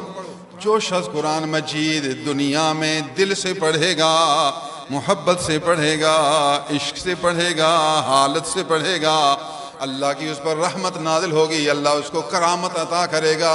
یہ اس شخص کی کرامت ہے، چونکہ دنیا میں قرآن پڑھتا تھا، قرآن سے محبت کرتا تھا، اب قبر کے اندر بھی قرآن پڑھ رہا ہے۔ قرآن پڑھنا تجھے گناہوں سے روکنے والا ہے، قرآن پڑھنا تجھے تکلیفوں سے بچانے والا ہے، قرآن پڑھنا تجھے بری سکرات سے بچانے والا ہے، قرآن پڑھنا تجھے عذاب قبر سے بچانے والا ہے، قرآن پڑھنا تجھے محشر کی تکالیف سے بچانے والا ہے، قرآن پڑھنا تجھے دوزخ کے عذاب سے بچانے والا ہے۔ قرآن پڑھو، ہی المانع، مانع مانا بچانے والا، یہ روکنے والا ہے، آپ کو تکلیفوں سے بچانے والا ہے۔ قرآن پڑھو، قرآن پڑھو۔ اللہ سبحان اللہ۔ اس حدیث شریف سے بھی معلوم ہوا کہ قرآن مجید اللہ کی سچی کتاب ہے۔ اے فقیرو، اے دوستو، قرآن کو اللہ کی سچی کتاب سمجھ۔ ایک آدمی دنیا میں قرآن پڑھ رہا تھا، اب قبر میں بھی قرآن پڑھ رہا ہے، تو قرآن کے سچے ہونے کی یہ نشانی ہے، دلیل ہے کہ یہ سچی کتاب ہے، تو آپ قبر میں اس کو پڑھ رہے ہیں۔ قرآن کے احکامات کو حق سمجھیں۔ ابھی ایک مسئلہ پیدا ہوا، دیہاتی لوگ پھر قرآن کو چومتے ہیں، ایک نمبر دو اس کو پوش پہناتے ہیں، 1 2 3 10 پوش کے اوپر پوش کے اوپر پوش، 2 نمبر 3 اس کو پھر صندوق میں چھپا کر رکھتے ہیں، چھپا کر نمبر 4 فصلوں میں ایک پنگھوڑا بنا کر اس میں رکھتے ہیں، یہ ہماری فصل کی حفاظت کرے۔ جب جو جھگڑا ہو تو پھر قرآن اٹھا کر لے جاتے ہیں، قرآن کے واسطے ہمیں بچاؤ۔ بس اس کاموں کے لیے انہوں نے قرآن بنایا۔ اللہ کا بندہ، قرآن آیا ہے پڑھنے، سمجھنے، احکامات پر عمل کرنے کے لیے، یہ ہے اصل قرآن۔ وہ دیہاتی کو ہم نے قرآن کا حکم سمجھا، یہ قرآن کو کہتا تھا نہیں ہمارے زمانے میں ایسے نہیں ہوتا۔ میں نے کہا تیرے زمانے میں نہیں ہوتا، لیکن اللہ کے قانون میں ہوتا ہے، رسول اللہ کی تعلیم میں ہوتا ہے، اسلام میں ایسے ہوتا ہے جو میں آپ کو کہہ رہا ہوں، اسلام میں کہتا ہے ہمارے زمانے میں ایسے نہیں ہوتا، ہم بھی ایسے نہیں کرتے ہیں، لوگ بھی نہیں کرتے ایسے۔ میں نے کہا یہ آپ لوگوں کی غلطی ہے، یہ آپ لوگوں کی خطا ہے، ایسے نہ کرو۔ کہتا ہے یہ لوگ کوئی نہیں مانے گا۔ دیکھتے ہیں آپ کتنی بڑی جہالت ہے، کتنی خسارت ہے، ہلاکت ہے کہ قرآن کا حکم مانتا ہی نہیں، ماننے کے لیے تیار ہی نہیں ہے۔ اے علماء، آپ کی بھی ذمہ داری ہے، آپ قرآن کے فضائل بیان کریں اور لوگوں کو احکامات بیان کریں کہ یہ اللہ کا حکم ہے۔ ابھی ہب چوکی میں ایک واقعہ پیش آیا 1 مہینہ پہلے، لوگ میرے پاس آئے، کہا سی یہ پریشانی ہے۔ میں نے کہا شرعی حکم یہ ہے، آپ اس طرح کریں۔ میں نے کہا لوگ نہیں مانتے، ہم بھی آپ کے پاس آئے، عالم تھے، ہم بھی جانتے ہیں کہ علم کا حکم یہ ہے، لیکن اب کیا کریں؟ میں نے کہا میں آپ کو فتویٰ لکھ کر دیتا ہوں، آپ ان لوگوں کو دیں، ان کو کہو کہ ایک عالم کے پاس گئے تھے، اس نے یہ فتویٰ لکھ کر دیا ہے، غلط ہے تو دوسرے علماء کے پاس جاؤ، عالم اس کو غلط کریں، صحیح ہے تو اس پر عمل کرو۔ اس نے کہا آپ کی بڑی مہربانی، صحیح ہم آپ کو دعا کریں گے، خدا آپ کو پڑھائے، ہمارے اس پریشانی کو حل کرو۔ میں نے کہا ٹھیک ہے، آپ کل آؤ اور یہ فتویٰ لے جاؤ۔ وہ آئے کل صبح، میں نے فتویٰ ان کو دے دیا، ان کو دیا جن کو تو ان کے ہم نہیں مانیں گے یہ فتویٰ کو، ہم فتویٰ کو نہیں مانیں گے۔ اللہ کا بندہ اگر غلط ہے تو دوسرے علماء کے پاس لے جاؤ۔ کہتے علماء کے پاس ہم کیوں لے جائیں، ہم اس بات کو مانتے ہی نہیں۔ کتنا بڑا جرم ہے، کتنا بڑا گناہ ہے جو قرآن مجید کے حکم کے لیے کہتا ہے میں اس کو مانتا بھی نہیں۔ یہ کس کو مانے گا؟ تو ٹی وی کی خبر کو مانے گا، اخبار میں لکھا ہے وہی مانے گا، ناول ڈائجسٹ اس کو تو مانے گا، قرآن کو تو نہیں مانتا۔ باقی مشکل وقت میں صرف اس قرآن کو اٹھا کر لے جائے گا، تعویذ بنا کر گلے میں ڈالے گا، باقی حکم نہیں مانے گا۔ استغفر اللہ، اللہ سبحان اللہ العظیم و بحمدہ۔ قیامت کے دن قرآن آئے گا، کچھ لوگوں پر فریاد کرے گا اللہ میں اس کے پاس آیا اور اس نے تیرے حکم کو نہیں مانا۔ وَمَن لَّمْ يَحْكُم بِمَا أَنزَلَ اللَّهُ فَأُولَٰئِكَ هُمُ الْكَافِرُونَ۔ جو آدمی قرآن مجید کے موافق حکم نہ دے، فیصلہ صادر نہ کرے تو ایسا آدمی کافر ہوگا۔ یہ قرآن ہے، یاد کر۔ وَمَن لَّمْ يَحْكُم بِمَا أَنزَلَ اللَّهُ، جو اللہ نے نازل کیا اس کے موافق حکم نہیں کرتا، فیصلہ صادر نہیں کرتا، فَأُولَٰئِكَ هُمُ الْفَاسِقُونَ، یہ لوگ فاسق ہیں۔ ایک آیت میں کافرون کافر ہیں، اور دوسرے میں ہے فاسق ہیں، تیسرے میں ہے ظالم ہیں۔ یہ کافر ہے، قرآن کے موافق فیصلہ نہیں کرتا۔ ایک آپ کو بات بتاؤں، ایک آدمی کو اللہ نے جسمانی طاقت بھی دی ہے، مالی طاقت بھی دی ہے اور عدل کرنے کی بھی طاقت دی ہے۔ ایسا آدمی اگر دوسری شادی کرے اور دوسرا آدمی اس کو ناپسند کرتا ہے تو اس ناپسند کرنے والے پر ہمیں خطرہ ہے کافر ہو کر مرے گا، کیونکہ جس کام کو اللہ نے اچھا سمجھا اور یہ آدمی اس کو ناپسند کرتا ہے، جس کو رب اچھا سمجھے یہ ناپسند سمجھے تو خطرہ کفر ہے۔ اگر انکار کہے غلط ہے تو کافر ہوگا۔ اگر یہ کہے کہ دوسری شادی کرنا بالکل غلط ہے اس آدمی کے لیے، اس کے لیے بالکل غلط لفظ کہا تو کافر ہوگا۔ اگر کہا کہ میں اس کو پسند نہیں کرتا تو خطرہ کفر ہے۔ ہاں، ایک دوسرا مسئلہ بھی سمجھو، ایک آدمی کو عدل کی طاقت نہیں ہے، عدل کرنا ہے، ایک رات اس بیوی کے پاس، ایک رات اس بیوی کے پاس، عدل کی اس کو طاقت نہیں ہے، اور ایک آدمی کہتے ہیں شادی کر، یہ کہنا حرام ہے، شادی کرنا گناہ ہے۔ جب تجھے عدل کی طاقت نہیں تو دوسری شادی کرنا حرام ہے، قرآن کہتا ہے حرام ہے۔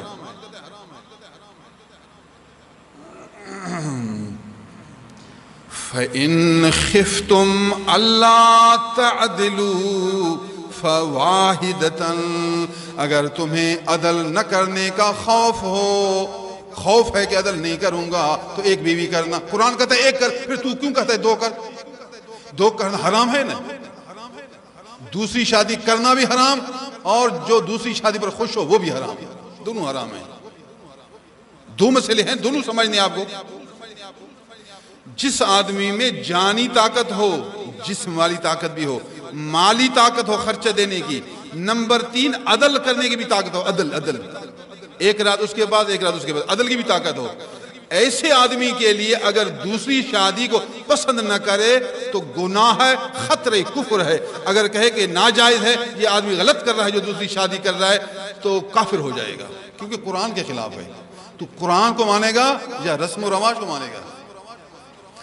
جس آدمی کے پاس جانی طاقت نہیں، بالکل یقین ہے طاقت نہیں، یا مالی طاقت نہیں، دوسری شادی کی مالی طاقت نہیں، یا پھر عدل کرنے کی طاقت نہیں، تینوں طاقت کوئی بھی چیز اس کے پاس نہیں ہے، تو دوسری شادی گناہ ہے کرنا، گناہ کیوں کرتا ہے تو؟ شادی کرنا بھی گناہ اور جو شادی کا حکم کرے وہ بھی گناہ، جو اس شادی پر راضی رہے وہ بھی گناہ، یہ تینوں گناہ ہیں۔ گناہ پر راضی رہنا خود گناہ ہے۔ دیکھو مسائل آپ سمجھیں گے، میں آپ کو تو سمجھا رہا ہوں، میں نے آپ کو قرآن پڑھ کر سنایا۔ سنو، فَإِنْ خِفْتُمْ أَلَّا تَعْدِلُوا، سارا پڑھو نا قرآن، ایک ٹکڑا تو نہیں پڑھو، دونوں احکام قرآن میں ہیں اکٹھے ایک ہی جگہ۔ فَإِنْ خِفْتُمْ أَلَّا تَعْدِلُوا فَوَاحِدَةً فَانكِحُوا وَاحِدَةً، اگر تمہیں خوف ہو کہ تم عدل نہ کر سکو گے تو ایک بیوی، قرآن نے ایک بیوی کہا، ایک کرو، کیوں دوسری شادی کرتا ہے؟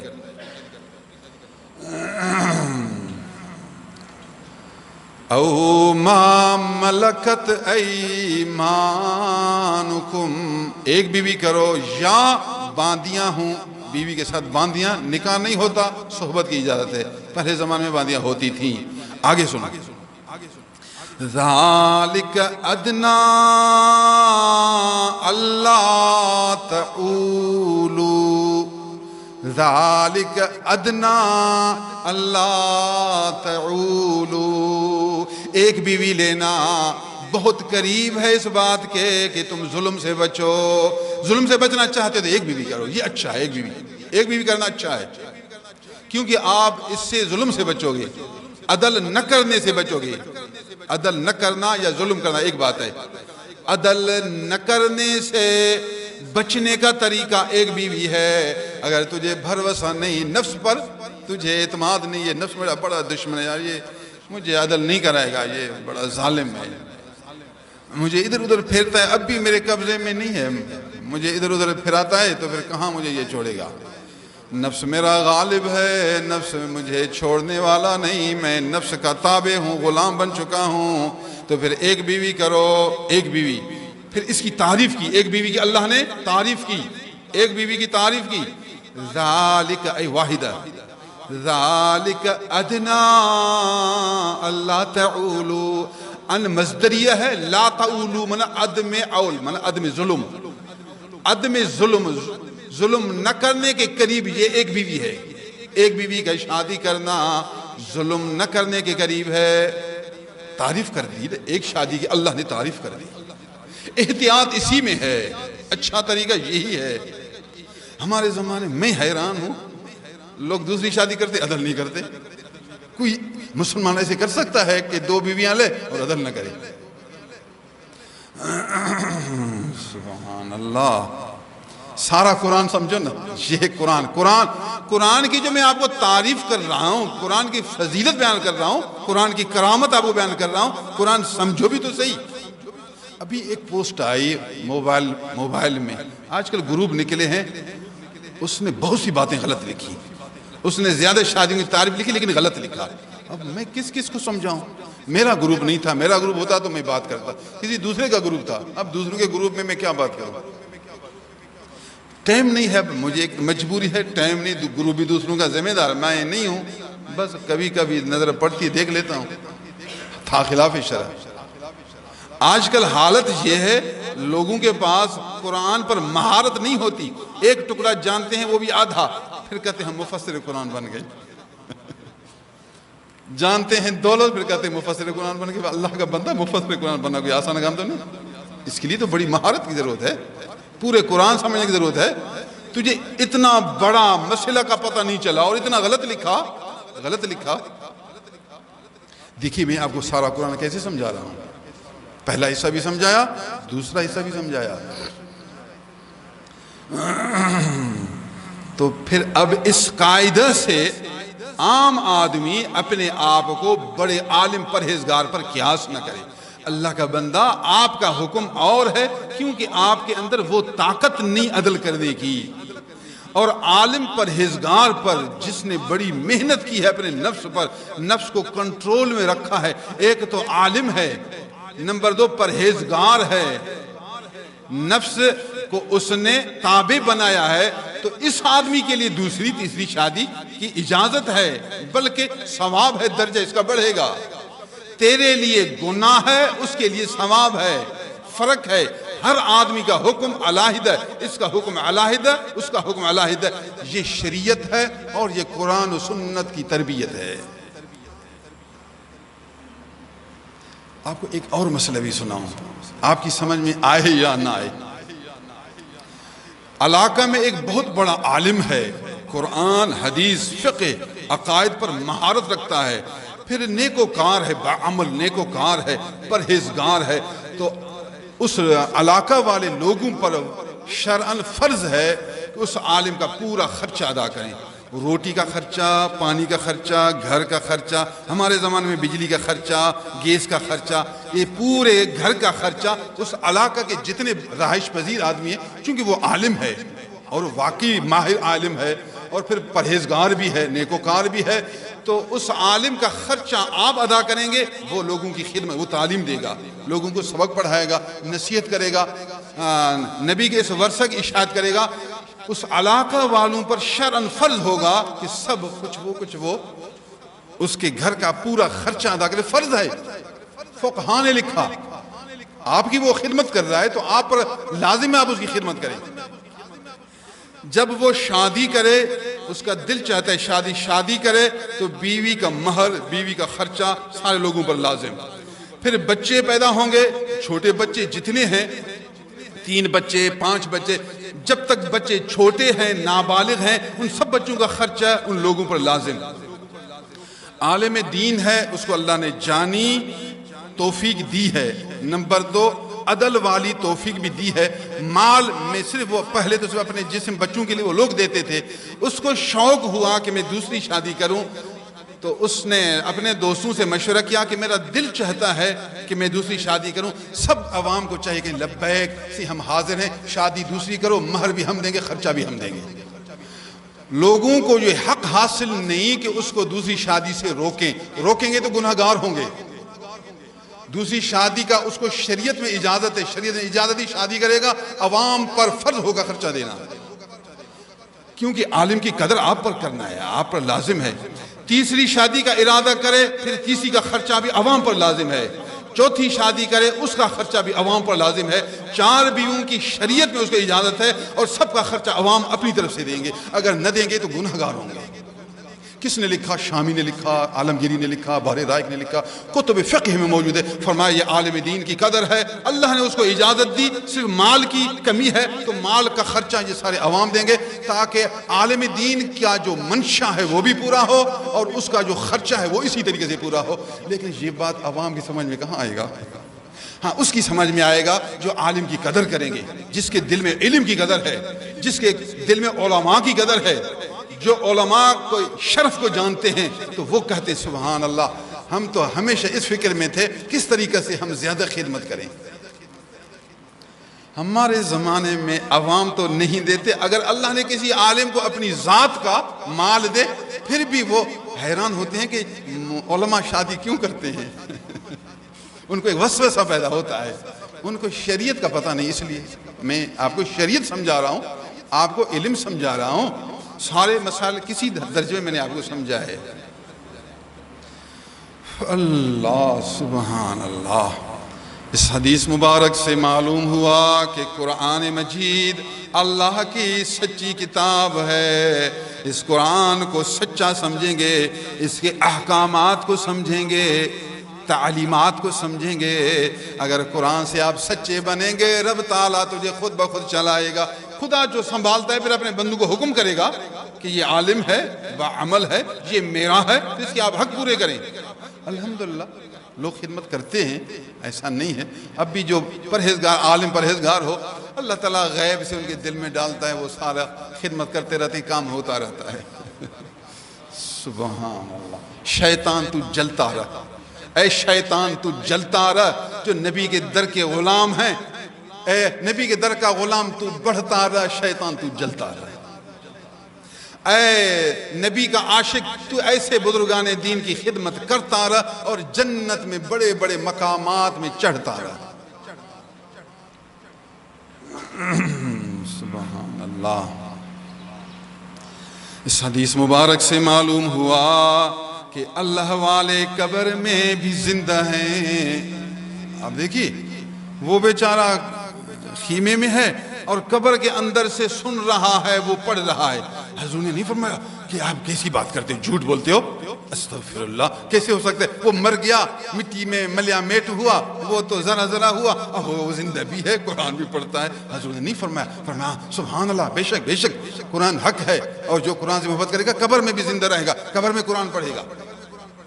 حضور نے تو یہی فرمایا کہ یہ قرآن مانع ہے، اس کو ملیا میٹ ہونے سے بچانے والا ہے۔ اللہ والا قبر میں بھی زندہ ہے اور قبر میں بھی قرآن پڑھتا رہے گا۔ اللہ سبحان اللہ۔ آجا قرآن کا دامن تھام جا، آجا قرآن کا دامن تھام جا، بس قرآن پڑھتا رہا، اس میں غور و فکر کرتا رہا، سیکھتا رہا، اس پر عمل کرتا رہا اور دوسروں کو سمجھاتا رہا۔ اپنی بیوی بچوں کو بھی قرآن پڑھاؤ، ان کو تجوید پڑھاؤ، پھر ان کو ترجمہ پڑھاؤ، پھر ان کو قرآن کی تعلیمات دو۔ یہ میری تقریریں خود سنو اور اپنے بچوں کو سناؤ، دوسروں کو سناؤ۔ جاہل مولوی کی تقریر نہ سنو، رسمی پیر کی تقریر نہ سنو، ڈنی جو پیسے لینے والا پیر، اس کی تقریر نہ سنو۔ یہ تو آپ کو کس سے سنائے گا؟ صرف آواز کا سر دکھائے گا، آپ کو حقائق نہ سنائے گا، مسائل نہ سنائے گا۔ اس کی تقریر سنو جو عالم پرہیزگار ہو، عالم دیندار ہو، سنتوں کا پیروکار ہو، لوگوں کا غمخوار ہو۔ ایسا عالم دیکھا آپ نے؟ قبر میں وہ زندہ ہے، ولی اللہ ہے، نبی تو نہیں، قبر میں نبی نہیں ہے، ایک ولی اللہ ہے، اتنا زندہ ہے کہ قرآن بھی پڑھ رہا ہے۔ یہ ولی اللہ کی کرامت ہے۔ معلوم ہوا کہ اللہ والوں کی کرامت حق ہے، قبر میں زندہ ہونا کرامت ہے، قبر میں قرآن پڑھنا کرامت ہے، اور باہر ایک آدمی بیٹھا ہے وہ قرآن سن رہا ہے، یہ بھی کرامت ہے۔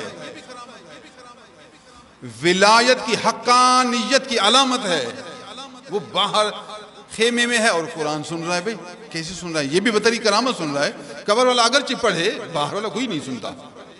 قبر والے کا پڑھنا بھی کرامت ہے اور باہر والے کا سننا بھی کرامت ہے، اور نبی کریم کا اس واقعہ کی تائید کرنا اس کی حقانیت ہے۔ تو پھر میں آپ کو یہ سبق دے رہا ہوں، اللہ والوں کی کرامت حق ہے، اہل سنت والجماعت کی علامت ہے، اہل سنت والجماعت کا یہ مسلک ہے کہ کرامات الاولیاء حق۔ کچھ لوگ آپ کو کہیں کہ نہیں کرامات الاولیاء کو بیان نہ کرو، یہ حق نہیں ہے۔ کرامات اولیاء بیان بھی کرو لیکن اس کی وجہ بھی بیان کرو۔ یہاں قرآن سے محبت وجہ کرامت ہے۔ حضور نے وہ قصہ جو بیان کیا، قرآن پڑھنا، قرآن سے محبت کرنا، پھر عمل کرنا، خدا سے یاری لگانا، پھر کرامت ملنا۔ قرآن سے محبت ہے ہی نہیں، پھر کرامت کہاں سے ملے؟ اللہ سبحان اللہ العظیم و بحمدہ۔ یہ قرآن مجید ذکر بھی ہے، آپ جب فارغ ہوں تو قرآن مجید تلاوت کریں۔ آج ایک فقیر آیا ظہر، کہا سی دعا کرو، قرآن مجید تلاوت کرتا ہوں، کبھی کبھی کمزوری ہوتی ہے، پھر تلاوت میں ڈھیلا ہو جاتا ہوں، آپ دعا کریں۔ میں خوش ہوا، میں شابس ہے، اپنی کمزوری کا اظہار کیا اور مجھ سے دعا کروائی۔ حضور میں نے اللہ کے دربار میں عرض کیا، اللہ اس فقیر پر رحمت کرے، اس کو اپنی محبت دے، قرآن پڑھنے کی طاقت دے۔ میں نے بھی دعا کی، اس کو بھی ثواب ملے گا، مجھے بھی ثواب ملے گا۔ یہ ایک اس کی ایک مجبوری تھی، مجھے بیان کی نا، میں استاد ہوں، اس کا ایک رہبر ہوں، تو رہبر کو ہی بتانا پڑے گا، ڈاکٹر کو ہی بتانا پڑے گا، بتانا۔ اچھا میں خوش ہوا، دیکھ خوش ہوا، اور دل میں یہ بات بھی رکھا، ابھی سنا بھی رہا ہوں۔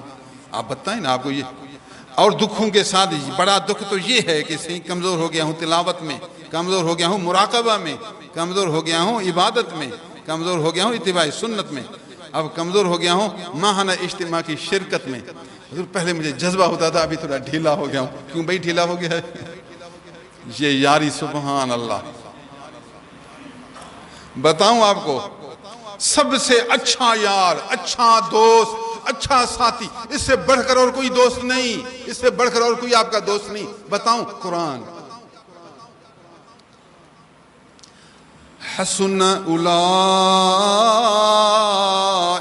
رفیقا، حسن فعل تعجب ہے، حسن وہوا بہترین دوست یہ آدمی ہیں، بہترین اعلیٰ درجے، عجب کے دوست ہیں، عجب کے، اس سے بڑھ کر اور کوئی دوست نہیں ہو سکتے۔ وہوا کمال، کمال کے دوست ہیں، کمال کے دوست ہیں۔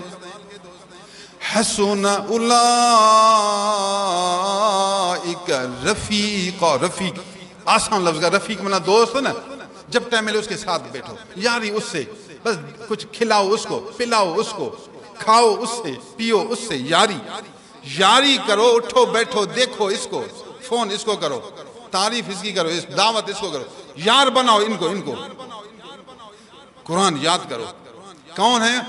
اللہ نے فرمایا 4 طبقے، یہ اولئک کا مشار الیہ، انعم اللہ علیہم من النبیین والصدیقین والشہداء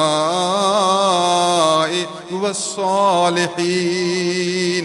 نمبر اول نبیوں کا طبقہ ہے، نبیوں سے یاری کرو۔ نمبر 2 صدیقین کا طبقہ۔ نمبر 3 شہداء سچے، شہداء کاملین کا طبقہ۔ نمبر 4 صالحین، اولیاء کاملین، نیکوکار، علم والے، عمل والے، پرہیزگاری والے، صالحین کا طبقہ ہے۔ کوئی صالح آدمی نیکوکار دیکھو، اس سے یاری کرو، خدا کی قسم ایسا یار اور کوئی نہیں ہو سکتا۔ یہ آپ کا ماہانہ اجتماع میں آنا، یہ یاری کا ثبوت ہے، اور کیا ہے؟ نبی کی وجہ سے خدا واسطے ایک فقیر سے آپ یاری کرتے ہیں۔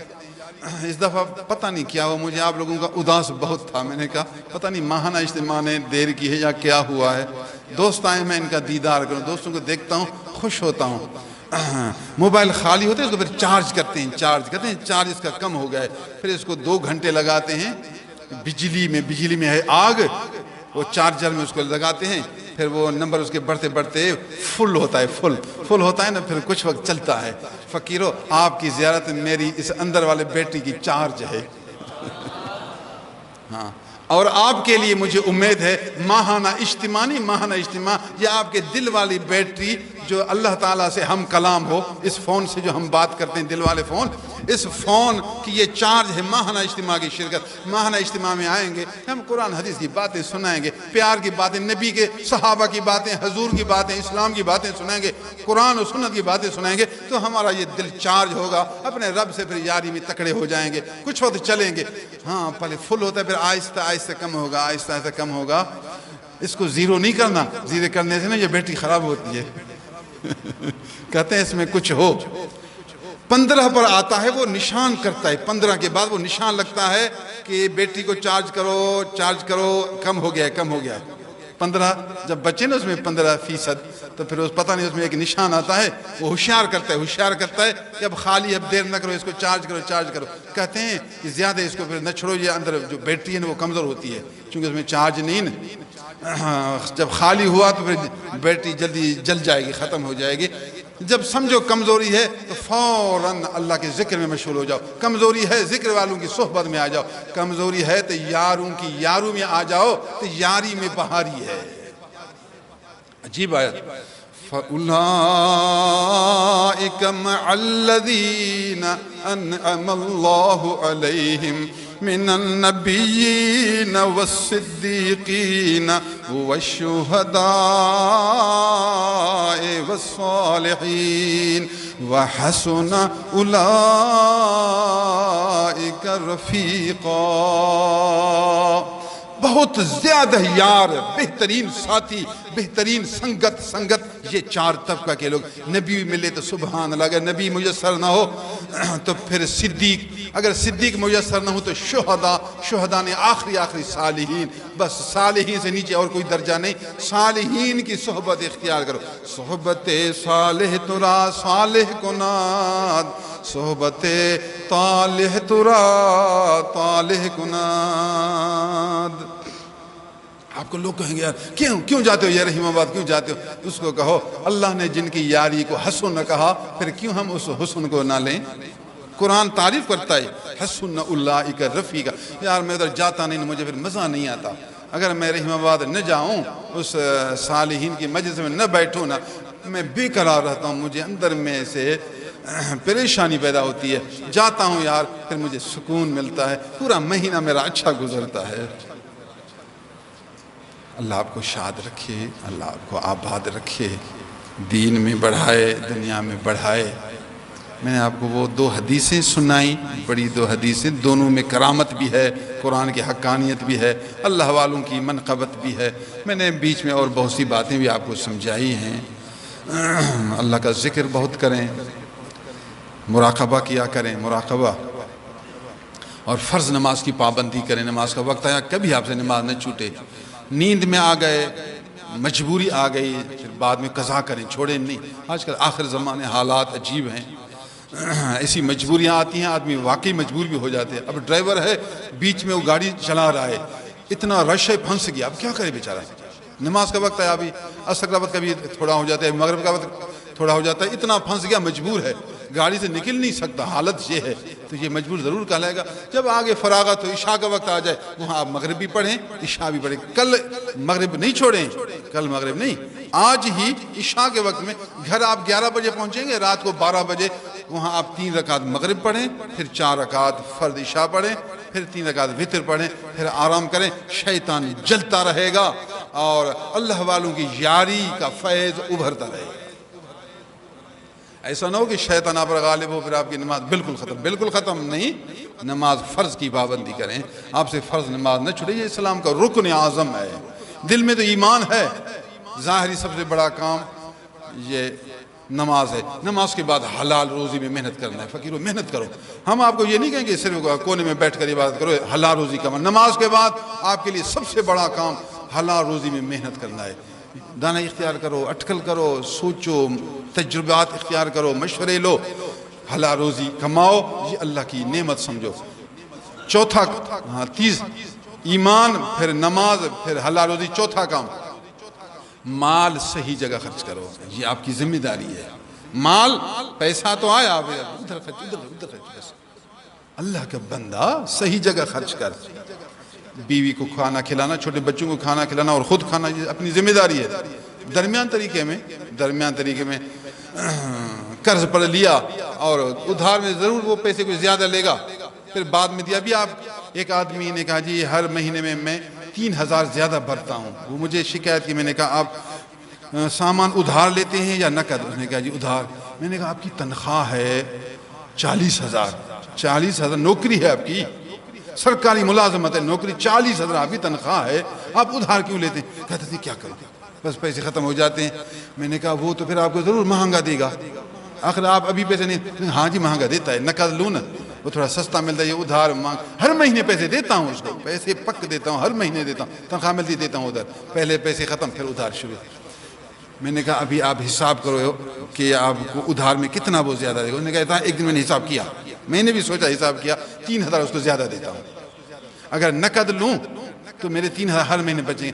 اللہ کا بندہ 3000 تھوڑا تو نہیں، اللہ کی راہ میں ہم 100 بھی نہیں دے سکتے، 3000 آپ زیادہ دے رہے ہیں۔ آپ ابھی تھوڑا قناعت کریں، تھوڑا کم خرچ کریں، تھوڑا ہاتھ روکیں تاکہ ایک مہینے میں آپ کے پیسے بچیں۔ چلتے چلتے پھر آپ پیسے چھپائیں، تنخواہ آئے چھپائیں، نقد سامان لیتے رہیں، نقد لیتے یا اکٹھے سامان لے کر آئیں تو مال محفوظ ہوگا اور آپ کے 3-4 ہزار بچیں گے۔ اس طرح آئندہ آپ ہر مہینے 3000 بچانے والے بن جائیں گے، ہر مہینے۔ تو اس طرح 36,000 آپ کے ایک سال میں بچیں گے، 36,000 روپے۔ تو اس طرح آپ اپنے گھر کے مالک بنیں گے۔ نہیں سوچے گا، نہیں سوچے گا۔ اللہ کا بندہ جو پیسہ خرچ کرتا ہے سوچ کہ میں کیسے خرچ کر رہا ہوں، آپ کی ذمہ داری ہے۔ غلط خرچ نہ کر، ناجائز خرچ نہ کر، فضول خرچ نہ کر، بے عقلانہ خرچ نہ کر۔ بے عقلانہ یہ بے عقلانہ خرچ ہے، یہ بے عقلانہ خرچ ہے۔ عقل کا تو بے عقلانہ خرچ کیوں کرتا ہے؟ بے عقل بنے گا تو پھر تو اپنے پیر سے یاری بھی پکا نہیں نا، یا ہم تو آپ کو پیسہ خرچ کرنا بھی سکھا رہے ہیں، صحیح خرچ کر، غلط خرچ نہ کر۔ میری اب چپل ٹوٹ گئی، آج کل چپل لو تو پھر سال کے بعد ٹوٹ جاتے ہیں، پہلے تو مہینے میں ٹوٹتے تھے، اب شکر ہے 8 مہینے سال چلتے ہیں پھر ٹوٹتے ہیں۔ وہ یہ جو اس جگہ سے وہ پورا جو ہے لگا ہوتا ہے نا وہ نکل گیا، اور پھٹنے اس کی جڑ آخر ہلتے ہلتے وہ نکل گیا۔ تو پھر میں سوچتا رہا کہ اب اس کو کیا کریں۔ ایک نے کہا کہ کوئی بات نہیں، اس کو چھوڑو، آپ پورے نئے چپل آپ کے بہت۔ میں نے کہا نہیں، یہ اس کو پیوند کرنا ہے، پتہ ہی نہیں چلے گا کہ یہ پرانا ہے یا اچھا ہے۔ کسی کو دو، یہ شہر سے اس کو سلوا کر آئے، اس کو بھیجا، 2 دن کے بعد اس کو سلوا کر لائے۔ میں نے پہنا، جیسے پہلے تھا ویسے کا ویسا۔ اب یہ سال اور چلے گا، اس کے ٹوٹنے کی جگہ بھی وہی ہے نا، جڑیں ہوتی ہیں، جڑ کو آپ نے سی دیا۔ اگر اور جوڑا لیتے تو 1000 روپیہ اور بھرتے۔ ابھی یہی چپل آپ کا 1 سال اور چلے گا تو آپ کا 1000 بچ گیا نا۔ ٹھیک ہے، آپ ایک نیا جوڑا رکھی، کبھی کبھار کوئی مہمان آیا یا دعوت پر گیا تو نیا جوڑا پہن، کبھی کبھار تو پھر رکھ گھر میں آ، پھر وہ دوبارہ وہ اوپر سے تو ٹوٹا ہوا نہیں ہے، وہ تو جڑ سے وہ ٹوٹا ہوا ہے۔ اور مستری نے، کاریگر نے اس طرح سیا نظر بھی نہیں آتا، گھر میں عام حالت میں اس کو پہن تو یہ آپ کے 1000 روپے بچیں گے۔ بلا وجہ کیوں خرچ کرتا ہے؟ اپنی بیوی کو بھی اس طرح سمجھاؤ، دماغ کراؤ اس کو۔ اچھی بیوی وہ ہے جو شوہر کے مال کی حفاظت کرے۔ شوہر تھوڑا دل کا کشادہ بنے، فراق، بیوی تھوڑا ہاتھ روکے۔ اگر بیوی کا ہاتھ کھل گیا تو پھر گھر ختم ہوگا۔ یہ عقل مندوں نے ہمیں سمجھایا۔ سادہ لفظ میں دوبارہ کہوں، شوہر سخی مزاج ہونا چاہیے اور عورت بخیل ہونا چاہیے۔ عورت کے گھر چلانے کے لیے اچھی بات ہے، جس گھر میں شوہر تھوڑا سخی ہے، بیوی بخیل ہے، تو گھر بہترین ہے۔ بیوی اس کو سمجھائے گا، یہ خرچ نہ کر، یہ خرچ نہ کر، اور خود بھی وہ گھر کو سنبھالے گی، ایک ایک چیز کو، بخیل جو ہوئی ادھر ادھر ضائع نہیں کرے گی۔ شوہر چونکہ مرد ہے تو اس کا ہاتھ کشادہ ہونا چاہیے، حد سے فضول خرچی والا نہیں، وہ غلط کشادہ نہیں، لیکن کچھ نہ کچھ سخاوت والا مزاج شوہر میں ہونا چاہیے۔ اچھی طبیعت ہے یہ، اچھی طبیعت۔ عورت ہاتھ روکنے والی ہو اور مرد تھوڑا ہاتھ کھلا رکھے، اچھا گھرانہ ہے یہ۔ مرد بھی سخی، بیوی بھی سخی، یہ دونوں سخی ہوں پھر تو گھر میں کچھ بچے گا ہی نہیں۔ سبحان اللہ، بزرگوں نے ہمیں کیسی اچھی اچھی باتیں سمجھائیں۔ پیسہ صحیح جگہ پر خرچ کرو، یہ خیال رکھنا فقیر، غلط خرچ نہیں، فضول خرچی نہیں کرنا۔ نشے میں، سگریٹ، اللہ کا بندہ سگریٹ میں روزانہ 100 روپیہ خرچ کرتا ہے، 100 روپیہ سگریٹ میں، کمال ہے تیرا۔ پیٹ بھی خراب، پھپھڑ بھی خراب، دماغ بھی خراب، صحت بھی خراب، سوچ بھی خراب، خیال بھی خراب، چہرہ بھی خراب۔ جو زیادہ سگریٹ پیے نا چہرے کا حسن بگڑ جاتا ہے۔ جو سفیدی ہے چہرے میں، دھواں ہے، دھوئیں کا اثر چہرے پہ پڑے گا نا، چہرے میں جو خوبی ہے، چمک ہے، سفیدی جو ہے نا، خوبصورتی، وہ ختم ہوتی ہے۔ کہتا ہے میرا چہرہ سفید ہو، سگریٹ پیتا ہے، کہاں سے تیرا چہرہ سفید ہو؟ خدا کا بندہ، سگریٹ تو چھوڑ کم از کم۔ کہتا تھا میں سگریٹ جو چھوڑوں تو پھر میری حاجت نہیں آتی، مجبوری ہوتی ہے۔ کہتا ہے بیت الخلاء میں جاتے ہیں پھر حاجت آتی نہیں، پھر کیا کریں ہم؟ میں آپ کو بتاؤں 10 دن حاجت نہیں آئے گی پھر تو آئے گی۔ یہ عذر قبول نہیں ہے، یہ آپ کی عادت ہو گئی ہے، اس کی وجہ سے یہ شیطان آپ کو وسوسہ ڈالتا ہے۔ شیطان وسوسہ ڈالتا ہے کہ حاجت نہیں۔ اللہ کا بندہ آپ تھوڑا تو صبر کریں، آپ تھوڑا 10 دن تو برداشت کرو، 10 دن کے بعد آپ کی طبیعت صحیح ہو جائے گی۔